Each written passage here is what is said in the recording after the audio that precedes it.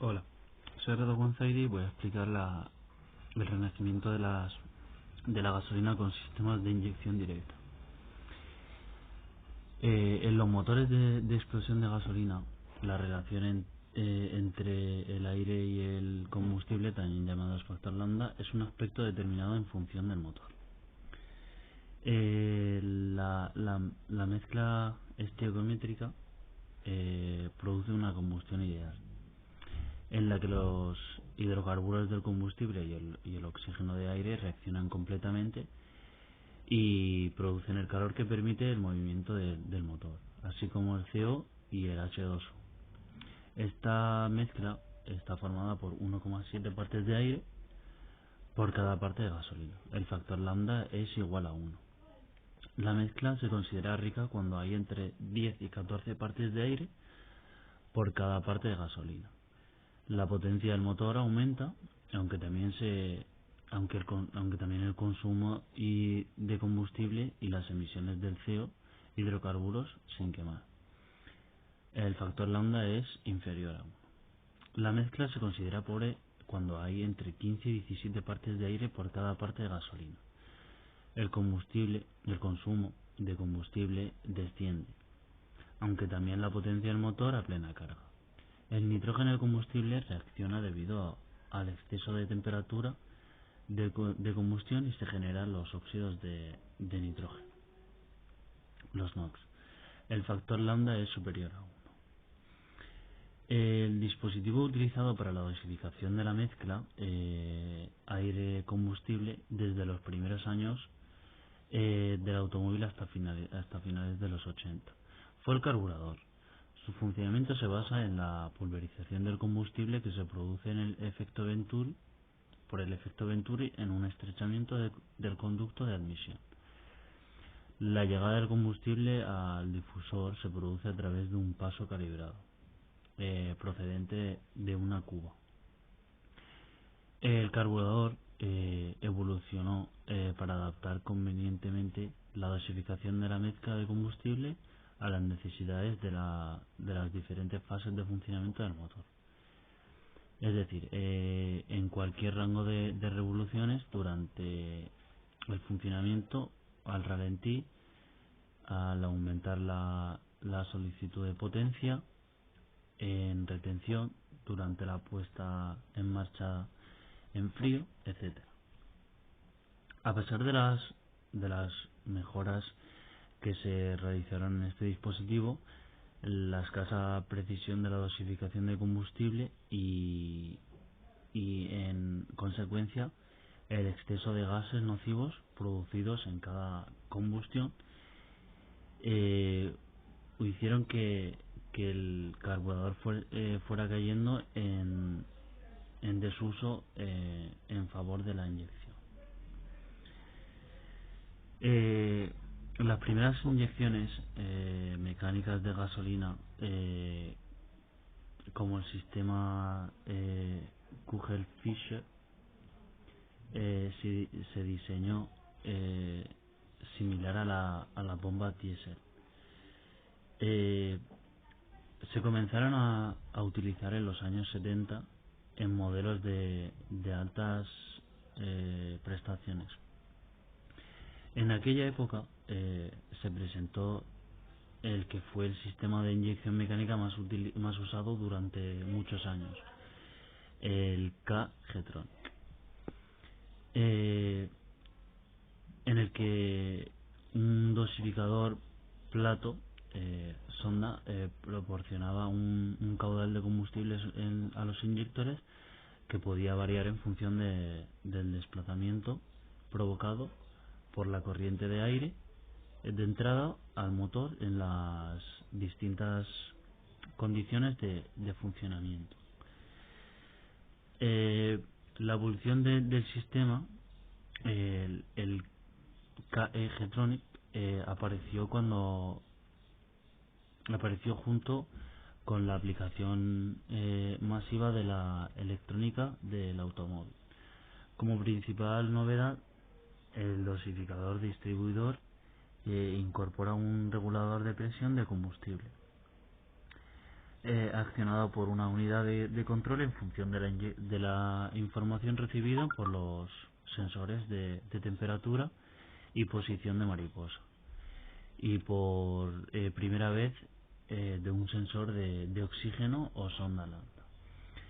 Eh, por su parte, el sistema de encendido que había mantenido los platinos durante muchos años fue sustituido por el encendido electrónico eh, transistorizado, cuyo funcionamiento no estaba sometido al desgaste. La incorporación del sensor de posición y del módulo electrónico amplificador propiciarán un ángulo de cierre de primario variable en función de las revoluciones del motor, y un salto de chispa de mayor tensión. En los primeros años de la década de los 90, la aparición de las primeras normativas europeas de anticontaminación obligó a los fabricantes a desarrollar el sistema de inyección con control de regulación lambda en bucle cerrado entre dos puntos. En estos sistemas, la unidad de control motor, que ya integraba las funciones de encendido e inyección, realizaba una medición de la cantidad de oxígeno de escape mediante la sonda lambda para calcular la riqueza de la mezcla. En función del cálculo realizado, y con la ayuda de una serie de sensores que permitían obtener una información precisa de la cantidad de aire de entrada del motor, se realizaba la dosificación de la mezcla por medio de control secuencial del tiempo de apertura de cada uno de los inyectores para conseguir valores de mezcla tan cercanos como sea al factor lambda igual a 1. La evolución que ha sufrido algunos componentes del motor, como el colector de admisión de longitud variable, el variador de fase de distribución, los nuevos diseños de la cámara, la adición de una segunda sonda lambda de comprobación posterior al catalizador, la cartografía más elaborada, ha mejorado la eficiencia de la combustión de tal modo que ha permitido que el sistema de regulación lambda en bucle cerrado se haya mantenido vigente, superando exitosamente varias de las normativas de emisión, hasta la aparición de la última normativa europea, que reduce drásticamente los niveles de emisión de CO2 permitidos. La limitación de los sistemas de inyección indirecta venía dada por el elevado consumo específico del motor a cargas parciales como consecuencia de la estrangulación que se produce en la entrada de la mezcla aire-combustible en el cilindro.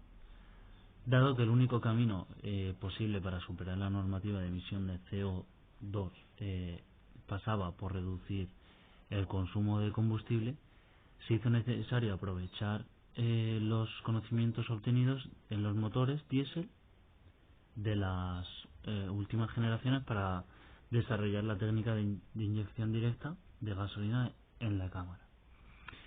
En detrimento de los sistemas de inyección indirecta en el colector de admisión que se veían utilizando hasta este momento.